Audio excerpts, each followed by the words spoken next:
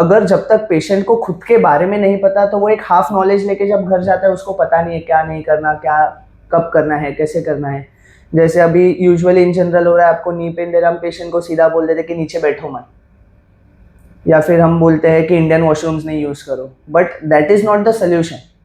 What we as a doctors, yeah, as a physiotherapist, we specialize in getting back patients to their daily activities, right from sitting down. Even if you have arthritis, जैसे हम arthritis होता है तो हम बोलते हैं कि नीचे नहीं बैठो, ground level activities बंद कर दो, but we strengthen them so that they can do all these activities without any problem. The patients which we see on a day, which I see generally, the elderly people, they have a hard time understanding कि मुझे exercise करनी है, मुझे ये करना. They are not that up for that change.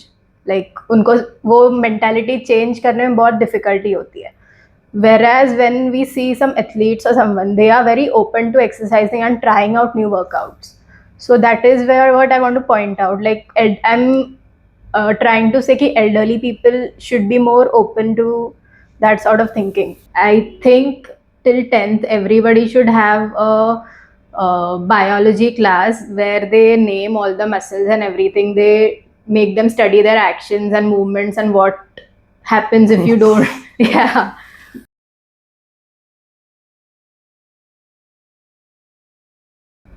Welcome all to another episode of Homeo Mitra Vartalap, and today's Vartalap is going to be about a very lesser known topic. I would say why I am saying it is lesser known is because it is not being utilized to the best extent that it must be. The topic is physiotherapy, and who better to talk about the topic than physiotherapists themselves. We have with us Dr. Ankur and Dr. Vidhi. Both of them are physiotherapists, and before we start the podcast, if you could each tell us about yourself and the initiatives that you have been working on. So, Dr. Vidhi. So my name is Dr. Vidhi Vadani, and I'm a physiotherapist. So I generally look after the general population who have difficulty in raising their hands up, bending down, knee pain, or that sort of thing. I also specialize in geriatrics and pregnancy-related physiotherapy. Dr. Ankur. I'm Dr. Ankur and I work with Dr. Vidhi. We have together formed a team and started Get Relief Healthcare for treating, like starting with physiotherapy.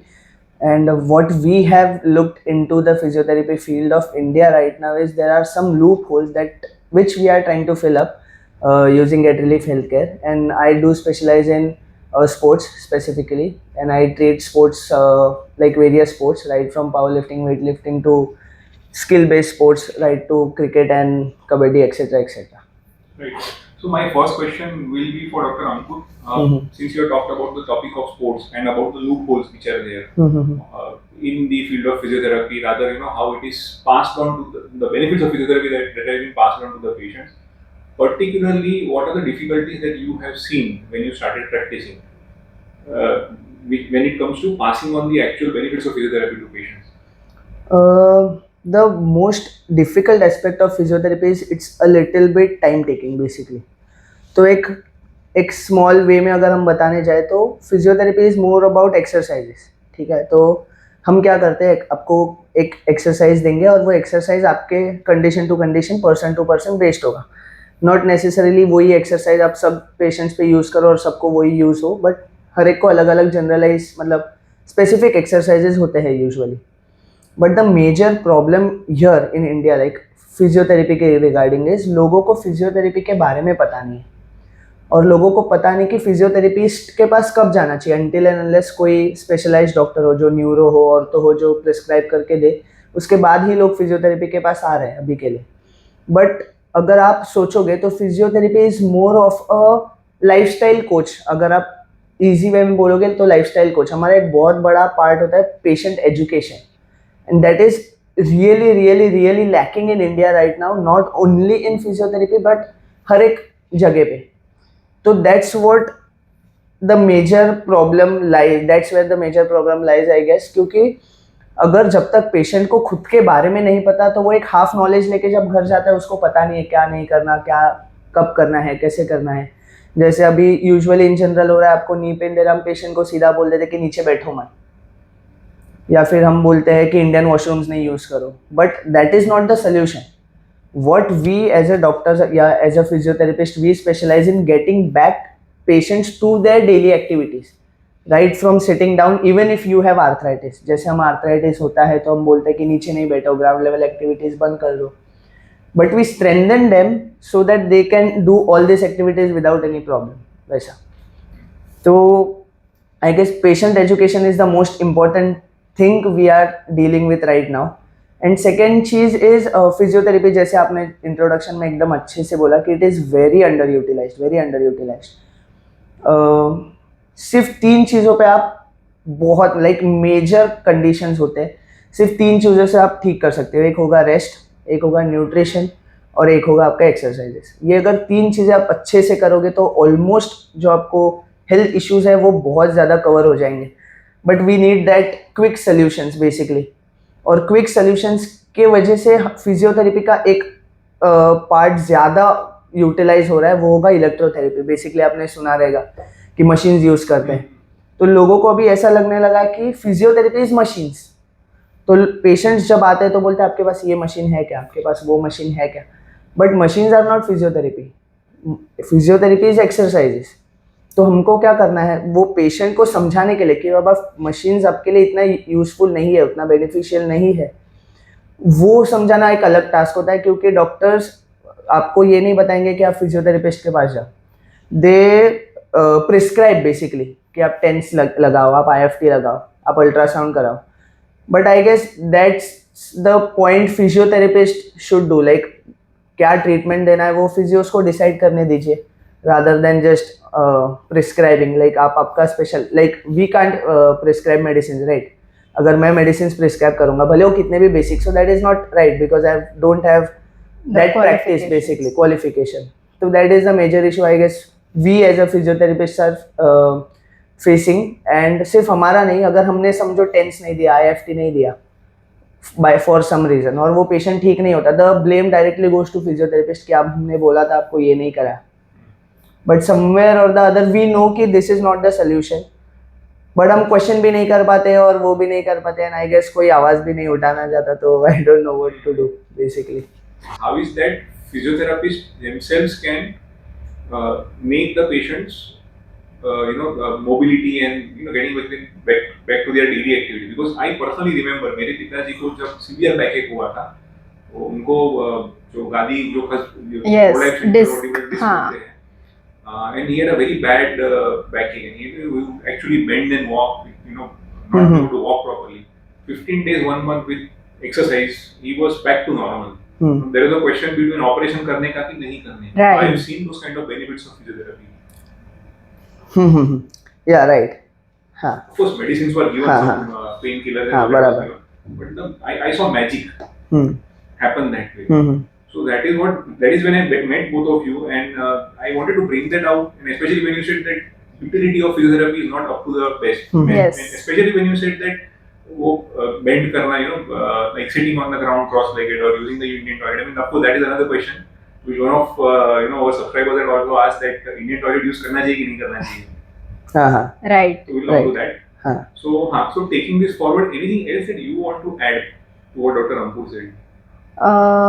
Actually, see, he mentioned कि we bring people back to the daily activities, but the patients which we see on a day, which I see generally, the elderly people, they have a hard time understanding कि मुझे exercise करनी है, मुझे ये करना. They are not that up for that change.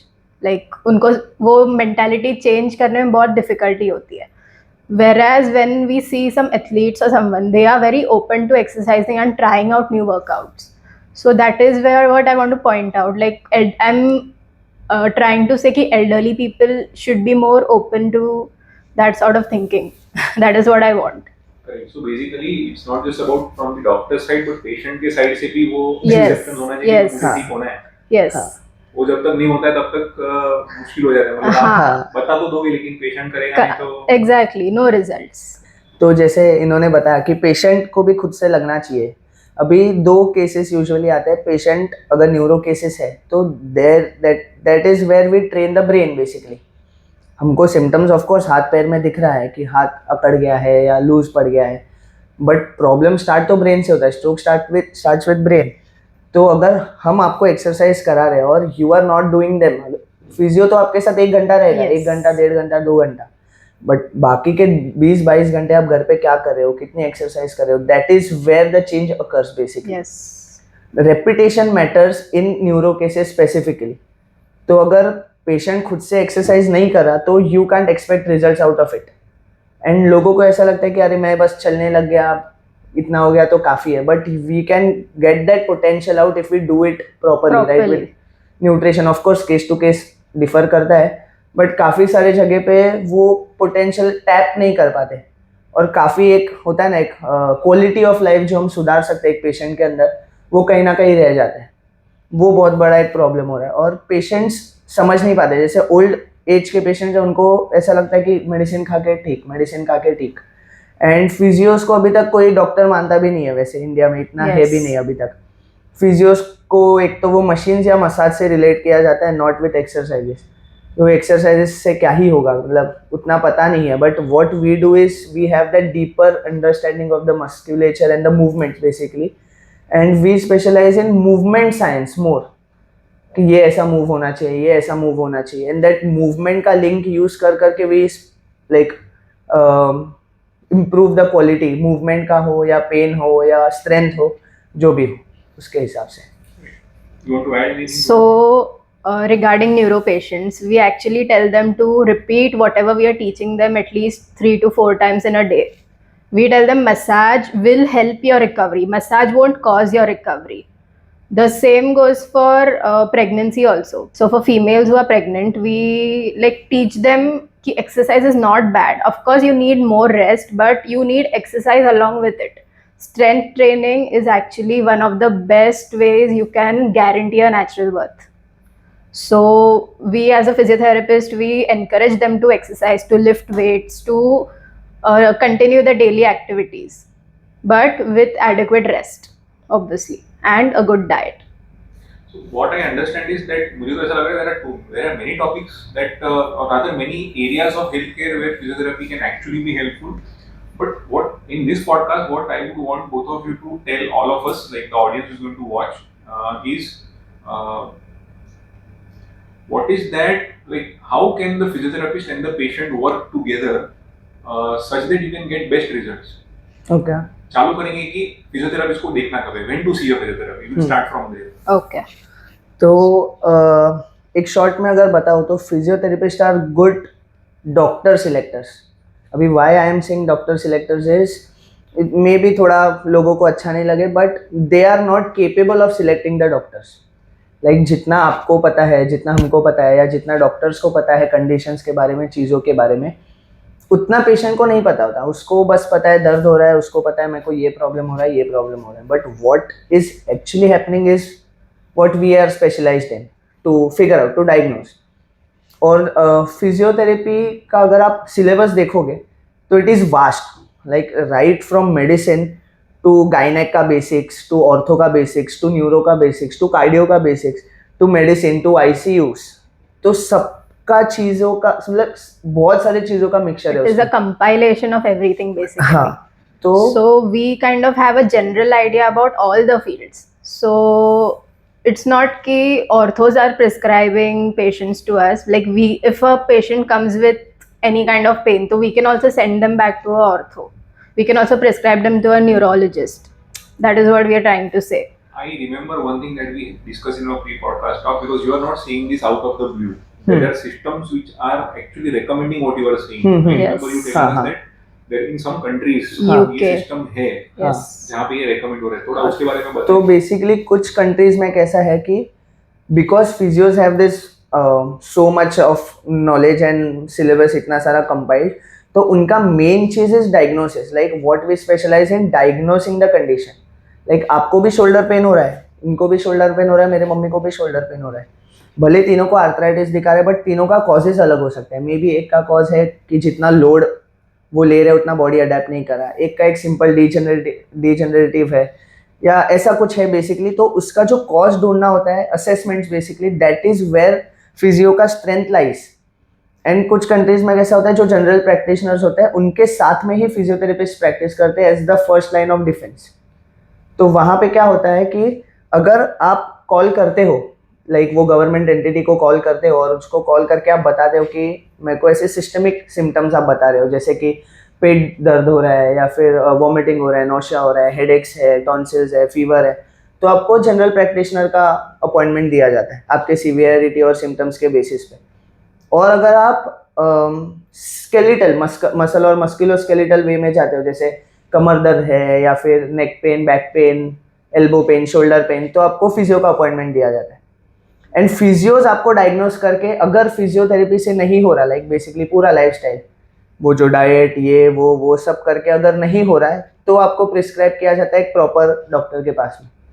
और यहाँ पे सबसे बड़ा प्रॉब्लम क्या आता है, आपको नी पेन दे रहा है, आप जा रहे हो फटाक से ऑर्थोपेडिक के पास, आप कर रहे हो, आपको पता नहीं आपको क्या है एक्चुअल में, you don't even know if he is the right doctor to treat your condition. तो that is where physios comes in. तो फिजियो का जो मेन पार्ट है, जो असेसमेंट्स है, वो अगर अच्छे से यूटिलाइज करें तो हम काफ़ी सारे चीज़ों को जल्दी डायग्नोस कर सकेंगे, जल्दी इजीली विदाउट मेडिकेशन सॉल्व कर सकते हैं, और काफ़ी सारे चीज़ों को मतलब डीले होने से बचा सकते हैं। जैसे आप अपने प्री पॉडकास्ट में हमने पार्किंसंस के बारे में बताया था कि 3 years she was getting treated by an orthopaedic, but उनको पता ही नहीं था कि उनको पार्किंसंस का कंडीशंस है। और जैसे उनका स्टार्ट हुआ तो विद इन 3 months, अभी जितना डैमेज हो चुका है वो तो हो गया, बट 3 months वो जो क्वालिटी ऑफ लाइफ में बेटरमेंट दिखा है उनके, she had her daughter's wedding, that was a big thing for her. वो अपने लिए कितना भी हो, उनके लिए वो बहुत ज़्यादा बड़ा चीज़ था। तो शी ऑलवेज एडमायर्स, जब भी हम मिलते हैं तो that feels a little bit nice थोड़ा, कि आपके वजह से एटलीस्ट पता चला कि हमको क्या है। ये मैंने अपने पेशेंट से बहुत सुना है कि मेरे को पता नहीं था अभी तक कि क्या है मेरे को और क्यों है। जो पेशेंट एजुकेशन और फिजियो के असेसमेंट से हम कर सकते हैं। तो I guess assessments is the point where we can start with first and foremost, और उसके बाद हम आगे का देखेंगे। तो आई गेस ज़्यादा रिजल्ट्स हम मतलब एटलीस्ट इंक्लूड कर पाएंगे फिजियोस को। एंड दूसरा चीज़ इज पेशेंट अवेयरनेस। वो तो आई गेस जब तक सब डॉक्टर्स एक साथ आके हेल्प नहीं करते, बिकॉज ये तो हम डॉक्टर्स, जितना भरोसा फिजियोस पे नहीं है उतना ऑर्थोज, न्यूरोज, जनरल प्रैक्टिशनर्स उन पे है लोगों को अभी। फॉर लाइक अगर रिसेंट सिनारियो आप देखोगे तो उन पे ज़्यादा भरोसा है। तो that is not a bad thing, they have earn their goodwill of course, but they can help us get into the system and include physiotherapy in the system, like जो एक ओवरऑल सिस्टम है physio का, उसमें include करने में ये हमको help करेंगे। तो ज़्यादा बेटर पेशेंट केयर हम प्रोवाइड कर पाएंगे उनको। So basically मुझे जो समझ में आ रहा है that there has to be a team up of all the doctors. Yes. Yes. Maybe I don't know, there might be some good centers over here. I remember there is one orthopedic hospital in Pune. हाँ, That is हाँ. the only one I remember where there's a whole team of doctors. There's a specialized physiotherapy hospital that, it's an orthopedic hospital if I'm not mistaken. Probably that is where they have a system where they all work in tandem. मतलब all 3 teams will look at the patient, rehabilitation का team plus surgeon का team plus nutritionist का team plus physiotherapy का team. You know, all of them will look. Is that what you are recommending, that we should have some sort of a sync up with? ये sync up अभी भी हो रहा है। Yes, it is there in the हाँ. hospitals. Every hospital, government से लेके private से लेके everywhere it's there. Okay. But what we are saying in private practices like us, there should be some sort of system. Like if a patient who needs an orthopedic opinion comes to us first, so we can prescribe the patient to them. Vice versa. Yes. So that is what we are saying. Basically काफ़ी सारे conditions को without surgeries and without medicine ठीक कर सकते हैं, but peoples like लोगों को इसके बारे में पता नहीं है कि हम इसके बिना भी कंडीशंस को ठीक कर सकते हैं। तो वी जनरली गो टू एक स्टेप आगे वैसा। So I mean it is quite common. मतलब जैसे from what I gather is कि पहले हम जाएंगे फैमिली डॉक्टर के पास, Yes. ये बंदा दुख रहा है, Yes. डॉक्टर दवाई देके बोलेगा 2 दिन देखो। हाँ, बराबर। Perfect. फिजियोथेरेपिस्ट will say कि आप 2 दिन दवाई तो जो लेना है लो, लेकिन आप पहले Start कर दो maybe exercise. कुछ कसरत चालू करो, या you know some instrument has to be used. हाँ, fair. बराबर है ना? This हाँ. is what happens. Yes. हाँ, Right. Coming to the next point, when it comes to I remember you said you were an athlete yourself. You were into powerlifting. Right? everyone cannot exercise the way you can, or everyone cannot understand, because you are a physiotherapist plus you are an athlete. So you understand the body structure much better than others. But for a layman, जिसको नहीं पता है ये सब, मतलब अभी commonly जितने भी पेशेंट आप देखते रहोगे वो सुबह 7-8 बजे निकल जाते हैं, यस, जॉब में जो है रात को 9-10 बजे आते हैं, बराबर। तो इनको अलाइन कैसे करें हम कि भाई आपको अपने शरीर को समझना जरूरी है, कब कहाँ दर्द होता है वो समझना जरूरी है, और कब जाना है फिजियोथेरेपिस्ट के पास। तो how do you work around that problem? It's बहुत फंडामेंटल प्रॉब्लम, बिकॉज मेडिसिन का भी कंप्लायंस का डिफिकल्टी आता है, हेल्थ केयर का भी आता है, मतलब आप दवाई ले लेंगे कितना टाइम दवाई लोगे, बराबर।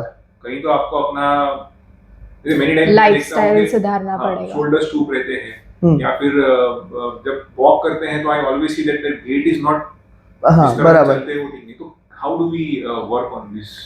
बेसिकली अभी यहाँ पे आप मेरे को एक चीज़ क्लियर करना चाहूँगा कि आप क्या प्रॉब्लम को टैकल करना चाहोगे। एक जो फर्स्ट होगा, एक तो आपका टाइम बेस्ड प्रॉब्लम होगा कि सुबह 7 बजे निकल रहे, शाम को 9 बजे, ठीक है। तो अगर आप टाइम बेस्ड प्रॉब्लम देख रहे हो तो इसमें अभी वो होता है ना कि टाइम निकालना पड़ेगा थोड़े चीज़ों के लिए। तो ऑफकोर्स अगर आपको प्रॉपरली अगर एक्सरसाइज करना है तो at least half an hour to 45 minutes, you will need half an hour to 45 minutes to exercise properly. इतना तो आपको गारंटी लेना पड़ेगा, उतना तो आपको निकालना पड़ेगा टाइम। अगर उसके अलावा आप अगर बोल रहे हो कि जिनका ये 9 to 5 सिटिंग जॉब है, डेस्क जॉब्स है, और उनको ये सब इश्यूज हो रहा है, तो जो बेसिक ऑफिस स्ट्रेचेस होते हैं जो चेयर पे बैठे बैठे हम कर सकते हैं, उधर से हम स्टार्ट करना इंक्लूड कर सकते हैं। बेसिकली एक इंटरेस्टिंग रिसर्च भी अभी देखा था कि जो पैर टैप करते हैं हम बैठे बैठे, नर्वस बोलते हैं हम, नी ऐसे टैप करते रहते हैं एंकल पे, नर्वसली हम नी टैप करते रहते हैं, तो that has shown to improve your metabolism and improve your fat loss का थिंग मोर बेसिकली। तो उधर से भी लोगों ने अभी स्टार्ट किया। अगर 1-2 मतलब वेस्टर्न कंट्रीज है, वो अपने पेशेंट्स को बोलते हैं तो keep tapping your toes, keep doing this जितना ज़्यादा आप कर सको। तो अगर ये छोटे छोटे चीज़ों से हम शुरुआत कर पाए, बेसिक नेक स्ट्रेचेस हो गए, नेक मूवमेंट्स हो गए, यहाँ पे बैठे बैठे हमने शोल्डर के लिए रिट्रैक्शंस करना स्टार्ट कर दिया, या शोल्डर मूवमेंट्स करना स्टार्ट किया, बैठे बैठे नेक स्ट्रेचेस स्टार्ट कर दिया, बैठे बैठे हर एक बॉडी पार्ट के लिए आप बैठे बैठे स्ट्रेचेस कर सकते हो। वहाँ से स्टार्ट करना अपन शुरू कर सकते हैं। और अगर आपको प्रॉपरली हर एक पार्ट के लिए एक्सरसाइज करना है तो एटलीस्ट 30 to 45 मिनट्स आपको निकालना पड़ेगा ही पड़ेगा, क्योंकि उसके अलावा हम ऐसा सोच नहीं सकते कि सिर्फ मैं ये करते रहूँगा और मेरे मसल्स स्ट्रेंथन होते रहेंगे साइमल्टेनियसली, कंटिन्यूसली। तो हमको कहीं ना कहीं वो टाइम तो निकालना पड़ेगा। और दूसरी बात इस पोस्चर, जैसे आपने बोला स्टूप पोस्चर है, गेट है, तो what I think we have been over analysing our postures. तो what I want to say is we are evolve from a being जो पेड़ पे कैसे भी सो रहे, लटक रहे, कूद रहे, गिर रहे। We have been evolve from there and we are here right now. तो डू यू रियली थिंक कि सिर्फ आज का रात में ऐसा सो रहा हो या मेरा पोस्चर ऐसा है उससे मेरे को इतनी बड़ी कंडीशंस हो रहे हैं? That is not a problem. You are getting that cause wrong basically. That posture is not the issue, but the muscles and sedentary lifestyle you are combining it with is the problem basically. तो कहीं ना कहीं वो छोटे छोटे जो होता है ना कि आप ऐसे बैठे हो तो प्रॉब्लम है। अभी आपको भी पता है कितना टाइम आप सीधा बैठ सकते हो, नहीं बैठ सकते, not possible. You are going to stoop कभी ना कभी। तो rather than blaming that posture, I guess holding that posture for too long is the problem. वही sedentary lifestyle basically, holding a single posture। आप ऐसे भी अगर पूरा 12 घंटा बैठोगे तो I don't think आपको relax feel होने वाला है। So that's a myth। पूरा टाइम सीधा बैठना है। हाँ, that's what I'm saying। अगर आप सोचो, अगर मैं पूरा 12 घंटा ऐसे बैठ रहा हूँ, don't you think मेरे बैक के मसल्स वगैरह सब सोर होना चालू हो जाएंगे, या फिर एक टाइम बाद उसमें भी अकड़न आ जाएगी? तो it is more of a movement rather than just a posture। तो rather than holding that posture, just keep on moving। आप ऐसे बैठे हो, थोड़ा सा बेंड हो जाओ, थोड़ा रोटेशंस करो। वो छोटा छोटा चीज़ें आपको बहुत डिफरेंस देगा आपके डेली एक्टिविटी में। एटलीस्ट यहाँ से हम स्टार्ट कर सकते हैं जिनको टाइम मिल ही नहीं रहा कि सिटिंग में ही जॉब के टाइम अगर कुछ स्ट्रेचेस वगैरह कर पाए, और अगर उससे आपको और ज़्यादा आगे जाना है तो थोड़ा तो टाइम निकालना तो पड़ेगा आपके डेली शेड्यूल से। एंड फुल डिस्क्लोजर दैट ऐसा कुछ करना है तो प्लीज फिजियोथेरापिस्ट को कंसल्ट करके करो, वरना कुछ ऐसा नहीं हो जाए कि हाँ। स्ट्रेच करने जाए हम अपने आप से या यूट्यूब पे देख के हाँ। Yes. इंजरी हो गया तो ज्यादा प्रॉब्लम हो जाएगा, बिकॉज कभी कभी मेरे ख्याल से पता नहीं चलता कि वो पार्ट एक्चुअली उतना स्ट्रेंथ है कि नहीं वो पार्ट में, मतलब हम्म। आपको as a layman I am saying this कि अगर वहां पे स्ट्रेंथ नहीं है और आप ज्यादा स्ट्रेच करने गए तो शायद am I right? इसको Yes. अगर थोड़ा साइंटिफिकली बोले तो इसको लोड इंटॉलरेंस बोलते हैं, सिंपल वे. हाँ, तो your body this table is capable of lifting 50 kgs. correct. You are not thinking about it and you are putting 100 kgs 120 kg का load. I'm just taking numbers. अब वो कुछ भी हो सकता है. हाँ, फॉर अ टिपिकल हाउसवाइफ वो खाना बनाना हो सकता है, या फिर एक कामगार जो पूरा टाइम वजन उठा रहा है उसके लिए वो वजन हो सकता है. तो रेशियोज डिफर, बट चीज़ें ऑलमोस्ट सेम ही होती है. लोड बेसिकली, लोड ये हैंडल नहीं कर पा रहा है, लोड हैंडल वो भी नहीं कर पा रहा है. बस द प्रॉब्लम इज कि दोनों का लोड कैपेसिटी इज डिफरेंट, तो दोनों को इंजरीज भी अलग अलग लोड पे होगा. इनको 10 किलो पे होगा, उसको 100 किलो पे होगा. तो समवट लाइक दैट कि उतना आपके अगर टिश्यू टॉलरेंस ही नहीं है, अगर आपके मसल में स्ट्रेंथ ही नहीं है, you are putting on it, और लोगों को लगता है चलने से ठीक हो जाएगा, तो नहीं होता है वैसे. तो आपको अलग से करना पड़ेगा उसको ट्रेन. वॉकिंग इज थोड़ा- नॉट एन एक्सरसाइज. थोड़ा इस पे मैं ऐड करूँगी. सो जैसे इन्होंने बोला लोड इंटॉलरेंस, अभी आप इमेजिन करो कि अपने ग्रैंड पेरेंट्स और उनके पहले के जनरेशन और अपनी जनरेशन, इसमें एक की डिफरेंस होता है कि they use to work 12 hours in their fields. They use to keep moving, lifting weights. Daily काम में इतना काम होता था कि थक जाते थे. अभी अपने जनरेशन में ऐसा है कि people are sitting 10 hours, desk job है, मूवमेंट नहीं है, कुछ नहीं है. तो मोर मतलब बोलते हैं ना, the problems, the reasons of the problems are different. अभी उनके टाइम पे they use to lift things, they use to do work, उनके वजह से उसको पेन आ रहा था. बट सेम वे अपने यहाँ पे बैठे बैठे लोगों को पेन क्यों आ रहा है? Because they are not doing much. ये एक हाँ हाँ, ये एक बहुत अच्छा एक्चुअली. तो इसको हम ओवरवर्क इंजरीज, लाइक Yes. दो में आप डिवाइड कर दो. ऐसे सोचो, एक है ओवरवर्क इंजरीज, एक है अंडरवर्क. Sorry, before we go to that particular हाँ. section, I just want to extend that हाँ. question to her. हाँ. This is about the working population, 30 to 50 हाँ. years. Right. 30 तक what I have seen is कि body is quite fine. हाँ. कुछ भी करो, Yes. problem नहीं आते. Yes. इंजरी तो heal हो जाता है. यस. तो 30 to 50 का ये हो गया जो डॉक्टर अंकुर ने बताया. You were talking about old age physiotherapy और old age में जो fitness है. Yes. So for old people, how does one go about this? The same question that I asked him. Okay, so for elderlies I would recommend कि अपने यहाँ के local parks वगैरह पकड़ो. Take your friends, go there, they have those machines and everything for mobility कि ऐसे घुमाते हैं, वी ट्विस्टा सेल्स पकड़ के. So use them, start from there, start walking. Like अभी 10K स्टेप्स तो दूर की बात है, 5K से स्टार्ट करो. थोड़ा वॉक भी कर लो, थोड़ा सा मोबिलिटी कर लो. उसके बाद you go about from strengthening, depending on your pain and आपका लाइफस्टाइल कितना डिमांड कर रहा है. That is what any physio would say, rather than just asking them to आप जिम ज्वाइन कर दो हो जाएगा आपसे. वैसा उसके जगह पे like start from basic things, no, जो अवेलेबल है आसपास में, व्हाई नॉट. तो उनको वही मतलब these small changes will help them a lot.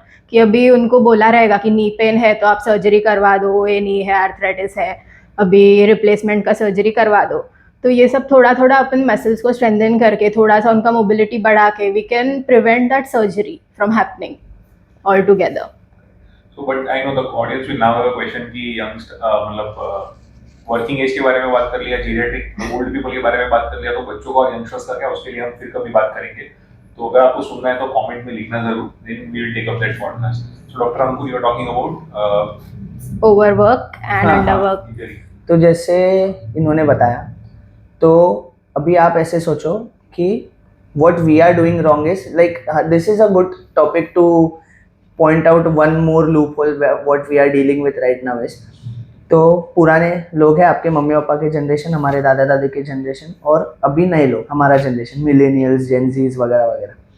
तो what is actually happening, knee pain उनको भी था, नी पेन इनको भी है, नेक पेन इनको भी था, नेक पेन इनको भी है, बट दोनों के कॉजेज बहुत ज़्यादा डिफरेंट थे.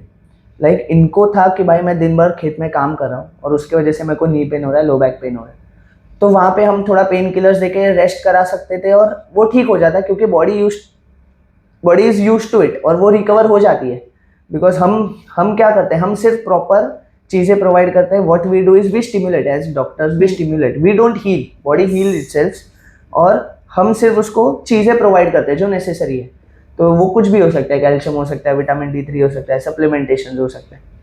तो ये केसेस में, ये ओवरवर्क इंजरीज में, इनको जब हम रेस्ट, पेन किलर्स, रेस्ट इससे देते थे, कैल्शियम, विटामिन D3, तो इससे ठीक हो जाता था वो, क्योंकि that was the major reason जिसकी वजह से इंजरीज हो रहा था, ओवरवर्क, और रेस्ट करने पे वो ठीक हो जाता था। बट द प्रॉब्लम इज यहाँ पे ऑलरेडी आपको पेन सेडेंटरी लाइफस्टाइल की वजह से हो रहा है, not because of overwork. Of course उसमें डीजनरेशन दिख रहा है, ऑफकोर्स उसको आपको डिस्क बल्जेस दिख रहा है, ये दिख रहा है, वो दिख रहा है, बट इसके जो कॉजेस है वो डिफरेंट है। But what we are doing even now is we are treating them similarly. अभी भी हम जा रहे हैं, कैल्शियम, विटामिन D3 ले रहे हैं, थोड़ा टाइम जा रहा है, फिर हम इंजेक्टेबल्स पे जा रहे हैं। अगर कुछ टेंडन रिलेटेड रहे तो प्लाज्मा थेरेपी, ये वो जो भी होता है। अगर कुछ बोन रिलेटेड रहेगा तो we go for more of corticosteroids and जो भी रहेगा मेडिकल वाला पार्ट, इंजेक्टेबल्स। एंड फिर लास्ट में कुछ नहीं होने के बाद we go into surgery after 8-10-12 years के बाद में। और ये लोगों को अभी नहीं पता चलता, ये लोगों को पता चलता है over the period of time, because इसका जो एक इंक्यूबेशन पीरियड जो हम बोलते हैं वो बहुत ज़्यादा होता है एक्सरसाइजेस का। जैसे ऑक्सीजन के लिए आप 1-2 मिनट में ही आप ऑक्सीजन के लिए वो करोगे, अगर पानी रहेगा तो आप आधा दिन रुक जाओगे, फूड रहेगा तो 4-5 दिन रुक जाओगे। तो सबका एक इंक्यूबेशन पीरियड है, everything is necessary, similarly exercise is also necessary. बस द प्रॉब्लम इज इसका incubation period is too long to like to see the differences in your body basically. तो वो बहुत ज़्यादा मैटर करता है। तो सेडेंटरी लाइफस्टाइल यंग एज में तो आपका बॉडी सिर्फ छोटा मोटा पेन्स के साथ में आ रहा है, जैसा जैसा आपको बढ़ते जाएगा ना वैसा वैसा आपके सिम्टम्स बढ़ते जाएंगे। और हम अभी भी ट्रीटमेंट फिर उसको वही सिमिलर रेस्ट, बट ऑलरेडी वो सेडेंटरी लाइफस्टाइल की वजह से पेन दे रहा है, तो आप उसको और रेस्ट करके do you really think you are going to treat it properly? तो बेसिकली यहाँ पे आप मैनेजमेंट कर रहे हो, आप ट्रीट नहीं कर रहे चीज़ को। ट्रीट तो तब करोगे जब वो सब करके वापस अपने डेली एक्टिविटी में वापस जाएगा, that is what treatment is. But आप बोल रहे हो उनको पेन किलर्स और ये देके पेन कम हो जाएगा, फिर आप ये मत करो, ये मत करो, ये मत करो, ये मत करो, तो ये ट्रीटमेंट हुआ ही नहीं ना। ये तो आप मैनेजमेंट करो, because you know you can't go back to what you were पहले, जैसे आपका पूरा बॉडी स्ट्रक्चर था। तो that is where the real problem begins कि कॉस्ट डिफरेंट है, तो आई गेस थोड़ा ट्रीटमेंट पर्सपेक्टिव में भी थोड़ा चेंज आएगा, तो आई गेस और ज़्यादा बेटर रिजल्ट्स हमको देखने मिलेगा ये कंडीशंस में। So I think comprehensively we have understood के क्या gaps है, कैसे उनको fill करना है और कौन उनको help कर सकता है। Yes. Obviously now that goes without saying now that patients themselves are stakeholders, यानी जब तक patient involved नहीं होगा, वो accept नहीं करेगा, तब तक इसका progress or rather the progress will be limited to the amount of acceptance and compliance the patient is going to have. Yes. ठीक है। मुझे ये भी लग रहा है now that you're talking about this that somewhere physical education in that sense now, I'm not talking about कि जो हम physical फिटनेस, जो फिटनेस की बात करते हैं कि हमने कुछ ऐसा पीटी एक्सरसाइज कर लिया, Yes. थोड़ा घुमा लिया, क्रिकेट खेल लिया। मुझे कभी-कभी ऐसा लग रहा है कि maybe right from childhood और at is the time the child starts understanding some amount of physical education और orientation about what is your body, movement कैसी रहती है, क्या मूवमेंट करनी जरूरी है। Maybe in childhood or maybe in college, I don't know, somewhere it has to become a part of the curriculum. What is your take on this? I mean, I know this is a very tangential question, but Dr. Vidhi, please. Yes, so I think कि अपना जो school time पे PT classes होते थे, those were very helpful. Like they used to do overall body exercises, but somewhere or the other I think थोड़ा सा अपन strengthening पे भी काम कर सकते थे. Like they were only raising hands, neck movements, rotations. तो वो बेसिक मोबिलिटी समवेयर और the other was there, but the strength जो चाहिए होता है वो बच्चों को आई थिंक थोड़ा सा इंक्लूड करना चाहिए. So this what you are saying, no, it can be used for college students also. College students के लिए अपन थोड़ा सा उनका इंटेंसिटी बढ़ा के इनकॉर्पोरेट करने का ट्राई कर सकते हैं.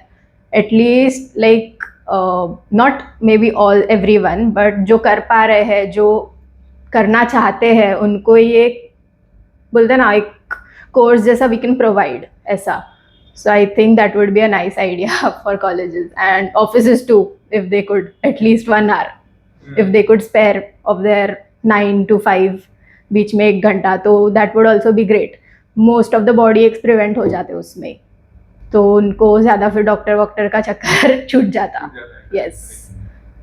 Over to you, Dr. Ankur, particularly because you are an athlete. So from that perspective, I want you to chip into this conversation.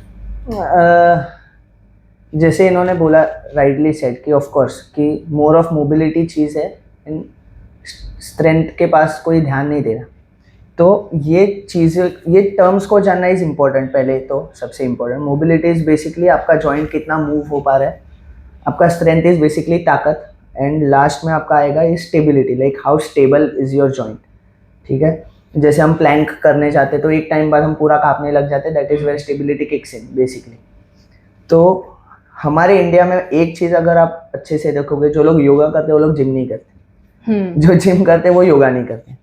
जो योगा करते हैं वो फ्लेक्सिबल तो बहुत है, बट स्टिल उनको पेन्स है। जो जिम करते हैं वो फ्लेक्सिबल नहीं है, उनके पास स्ट्रेंथ है, बट स्टिल उनको भी पेन्स एंड एक्स है।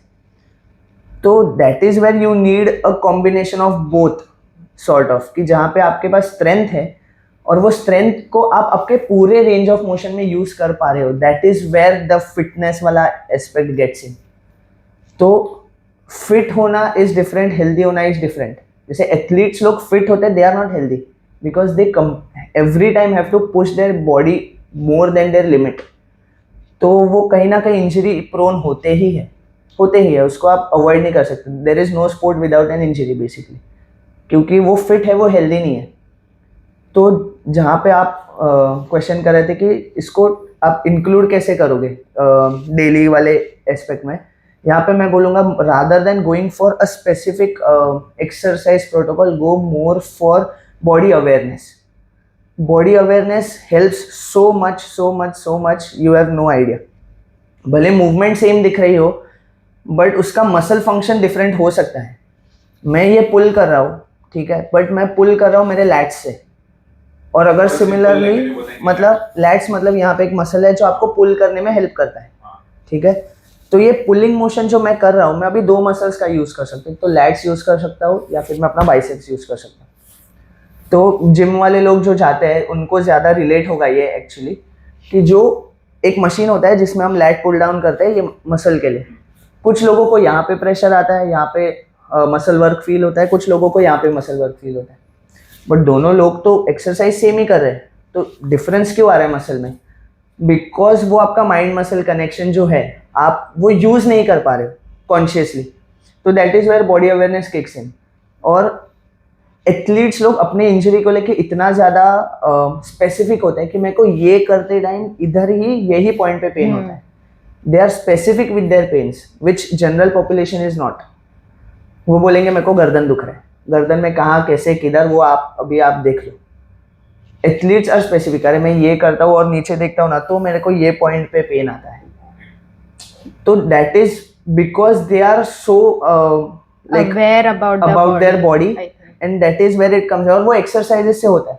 तो सिर्फ एक्सरसाइजेस करना इज नॉट इम्पोर्टेंट, बट वो एक्सरसाइज करते टाइम वो मसल पे काम होना जो मसल पे होना चाहिए इज व्हाट इज इम्पोर्टेंट। जैसे अगर मेरे को हाथ उठाना है, ये हाथ मैं शोल्डर से उठा रहा हूँ, बट अगर मेरे को शोल्डर में इंजरी है तो my body will compensate with something like this. Heart तो दोनों में उठ रहा है, but muscle work is very very very different. तो that is where I guess थोड़ा सा चिप इन करना चालू कर सकते हैं। मोर ऑफ ओवरऑल वर्कआउट्स होते हैं जो इंक्लूड करना चाहिए, and I am big fan of mobility नहीं बोलूँगा मैं, फुल रेंज ऑफ मोशन में स्ट्रेंथनिंग। बेसिकली हमको ऐसा लगता है मसल टाइट है ना, स्ट्रेचिंग कर लो हो जाएगा, but that is a very bad approach to stretching, like lengthening basically. अगर आपके मसल को आपको स्ट्रेच करना है ना, उसको आप एकदम ऑप्टिमली लेंथन पोजीशन पे लेके जाके कॉन्ट्रैक्ट कराओ। सिंपल बात, अगर मेरे को चेस्ट को रिलैक्स कराना है या उसको मेरे को अगर स्ट्रेच कराना है, तो rather than just stretching pulling with some कोई फोर्स, या फिर उसको पूरा लेंथन करो, चेस्ट के फाइबर जैसे स्ट्रेच हो जाएंगे फिर उसको कॉन्ट्रैक्ट कराना स्टार्ट कर दो। तो यहाँ पे आपका मोबिलिटी, तो basically stretching is strengthening at the end ranges of motion. ये आई गेस पूरा वो सम अप कर देगा चीजों को। तो ये आप नोटिस करोगे जो पुराने इंडियन वर्कआउट्स होते हैं ना उसमें, वो जो मुद्गर मुद्गर वाला, yes, perfect, मुद्गर यू डू पूरा range of motion with the strengthening वाला part. It trains your mobility, it trains your stability, it trains your strength. Surya Namaskar हो गया, it has that full range of motion, it has that strength. उसको आपको difficult करना है, भाई waste पहन लो वजन वाला, बैग पहन लो, बुक्स डाल दो बैग में। पुलअप्स कर रहे हो, पुलअप्स करते टाइम बैग पहन लो, हल्का नॉर्मल पुलअप्स इजी हो रहा है, बैग पहन लो। तो it is more of mobility plus strength. अगर ये दोनों रहेगा तो you are more than Fit. मतलब फिट बेसिकली ज्यादा। I tell you, मुझे तो this I have had a shock of my life today because problem हम कहाँ से शुरुआत किया था हमने पॉडकास्ट का, और फंडामेंटल प्रॉब्लम इस उसको हमको ध्यान में आया करते हुए अंडरस्टैंडिंग ही नहीं है फिटनेस का या अवेयरनेस ऑफ द बॉडी, जैसे आपने बोला, वो अंडरस्टैंडिंग ही नहीं कि कहाँ पेन हो रहा है, क्यों। You should be so specific that ये particular moment में पेन हो रहा है. Obviously, I mean, the physiotherapist can diagnose, but if people can actually attune themselves to their body to this extent, problem नहीं होगा. The other thing that I really figure out, मतलब बहुत मुझे ठीक लगा कि person who is already working, जो बहुत मेहनत कर रहा है उसका दर्द, और जो मेहनत नहीं कर रहा है उसका दर्द भले सेम हो, कारण अलग है, अप्रोच अलग है, ट्रीटमेंट अलग है. Everything is different. But this is what is going wrong ना. तो दोनों को आप सेम तरीके से ट्रीट करें, तो अगर आप दोनों को सेम तरीके से ट्रीट करें, मे बी आप उसका पेन एक एक्स अमाउंट ऑफ टाइम के लिए रोक पा रहे हो, बट फिर वो पेन आने ही वाला है इन सम अमाउंट ऑफ टाइम, क्योंकि उसका आपने कॉज ट्रीट किया ही नहीं है अभी तक. बिकॉज क्यों कॉज नहीं ट्रीट किया? बिकॉज आपको पता ही नहीं है वो कॉज के बारे में. तो यहाँ पे I guess there needs to be a change of perspective थोड़ा, अ लिटिल बिट. और कैसा रहता है कि what we deal on daily basis is young. ये जो एक होता है ना, ये बहुत ज़्यादा अफेक्ट करता है लाइक डेली मेडिकल प्रैक्टिस में. अभी जो लोगों को पता है वो तो अलग बात है, बट मोस्ट ऑफ पीपल को चाहिए वो वाइट हेड एक्सपीरियंस डॉक्टर वैसा टाइप में थोड़ा सा.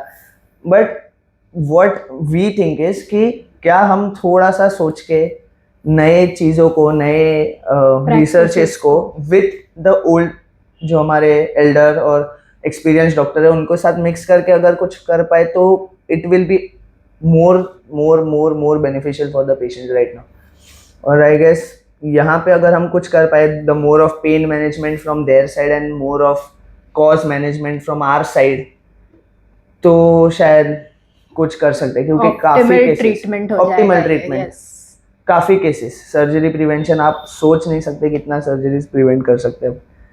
Like I have so many cases for surgery prevention. अब भी क्लिनिक तो मेरा अभी अलग से मैंने स्टार्ट किया, बट इतने ही टाइम में इतने सर्जरीज के बारे में अभी प्रिवेंशन, आप सोच नहीं पाओगे इतना सर्जरी प्रिवेंशन के बारे में काम किया वहाँ पे. और that has been our main USP until now, जिसकी वजह से हमको ज़्यादा ग्रोथ मिला एक कम अमाउंट ऑफ टाइम में. बिकॉज आपको भी पता है क्लिनिक डालेंगे 1-2 साल तो अपने को डालना ही है.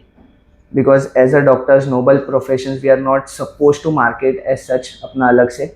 We are not suppose to market. काफ़ी डॉक्टर्स को नहीं पता होता, बट जो एक वर्ड ऑफ माउथ होता है वो आता कब है? जब आपके पास कुछ यूएसपी हो, एक unique selling point. That is where our injury prevention and surgery prevention वाला part comes in. And literally आप कुछ केसेस में 2 ही सेशंस में चेंजेस देख सकते हो. लिटरली चेंजेस लाइक ऐसे का ऐसा हो गया वो पूरा लिटरली 2 सेशंस में आप चेंजेस देख सकते हो. ऑफ कोर्स कुछ सेशंस मतलब कुछ केसेस के लिए टाइम लगता है, लेकिन कुछ सेशन में बहुत जल्दी आप रिजल्ट्स देख सकते हो, बहुत जल्दी. I can confirm your observation because I've seen it in my family also. Because like जैसे मुझे बहुत बार ऐसा होता था कि जब मुझे ट्रैवल करना हो हेवी बैकपैक के साथ, and I immediately figure out कि घुटनों में दर्द है, तो because I have a physiotherapist in my family, one of my cousins, उसने मुझे तभी बताया था कि there is a particular set of exercise that you should do. I do it 2-3 rounds and suddenly there is no pain.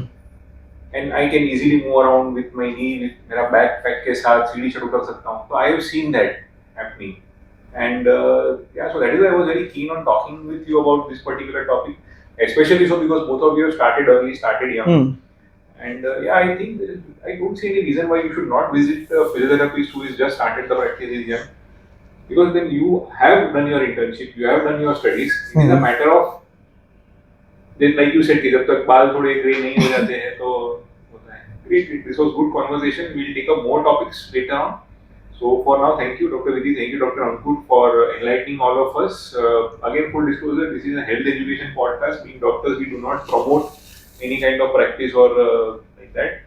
And yeah, one thing I would like to add, that to reach out to masses, like podcast is one of the medium for health education.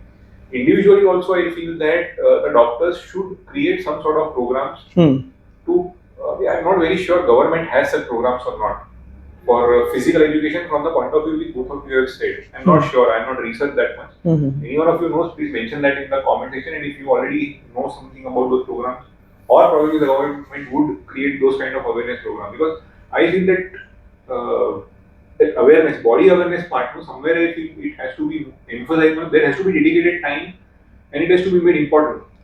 To add to your point, I think till 10th, everybody should have a biology class where they name all the muscles and everything. They make them study their actions and movements and what happens if you don't. Yeah, that will be really helpful. Because I was an athlete before entering this medical school, right? हाँ. तो मेरे को तो काफ़ी सारे muscles के नाम already पता थे. यू हैव नो आइडिया कि मेरे को पढ़ाई में इतना ज़्यादा हेल्प हुआ है क्योंकि मेरे को ऑलरेडी बेसिक मसल्स के नाम पता है, बाइसेप ट्राइसेप, ये वो बेसिक मसल्स के नाम पता है, बेसिक मूवमेंट्स पता है कि ये मसल को स्ट्रेच करने के लिए क्या करना है, ये मसल को स्ट्रेंथन करने के लिए क्या एक्सरसाइज करना है, वो ऑलरेडी कहीं ना कहीं वो एक्सरसाइजेस की वजह से पता था ऑलरेडी. What I discovered यहाँ पे जाने के बाद is more deeper understanding of the muscles, how they work, at what angles they work, and what exercises, या मतलब जो सिर्फ ताकत नहीं होता, mobility, strength, stability, सब चीज़ें होती है.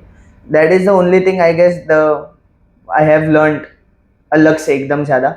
बेसिक मसल्स की वजह से ये इतना ईजी हो गया मेरे को कि अब पूछो ही मत. I can relate to the patient, उनका मूवमेंट, उनका पेन मोर. लाइक एथलीट्स अगर वो बोल रहा है कि भागते टाइम ये हुआ, अरे ये तो मेरे को भी हो गया था. हाँ. तो that is where I can relate to it more and I can treat them with more efficiency rather than वैसा. And वहाँ पे on the other hand, me being a non-trainer, non-gym person, no sports person, nothing, fresh, एकदम fresh, and I found it so difficult. I'm like, ये कौन सा muscle है, क्या action करता है? It was so confusing in the beginning. All I could do was crib, and then later when I started seeing patients, I was like, हाँ अच्छा ये मसल ये कर रहा है, ये मसल वो कर रहा है, okay, now it makes sense. So more people could understand better if we could incorporate a practical session for these things. It will be really helpful. I agree, and I somehow anticipate that engineering से हमको क्या जरूरत है biology सीखने का, and the same thing is applicable for doctors also. हमको क्या जरूरत है math सीखने का, but Yes. maths तो रहता है 10th तक compulsory. I think अभी recent में there have been changes, but I feel that maths and biology both are things very basic, fundamental should be learned. Yes. Biology particularly because that even if you are an engineer and you are going to काम तो तुम्हारा रहने वाला है 8-8 10-10 घंटे. Nowadays तो the kind of work culture is there, 20-hour Very work day. hectic. Yes. So I think it will be important. Anyway, we'll keep that open for discussion. Comments में लिखना. Okay, thank you both of you for having such a wonderful podcast. We look forward to having discussion on more topics, very specific topics next time to enlighten our audience. Sure. Thank you. Thank you so for much. calling us. Thank you, sir.